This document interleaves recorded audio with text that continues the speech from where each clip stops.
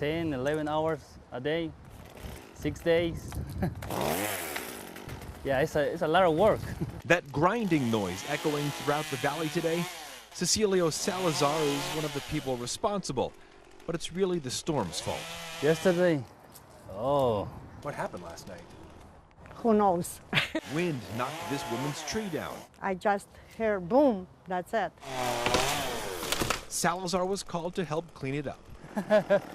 Landscape crews were all over Las Vegas Friday, hustling from job to job, tree to tree. And while she pulled in her driveway, this massive tree actually started to tumble behind her. It's been busy. Got to bed at about 11 o'clock last night and made our first call at 6:45 this morning.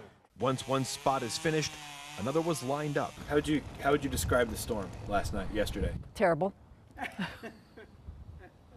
One word, terrible. Salazar and his partner trekked across town to clean up this fallen tree. And I hope everybody's inside the house okay.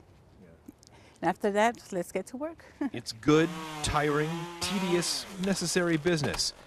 And even as night falls, they know the work is far from over. Getting ready for the next day, because it's going to be like this for a few days.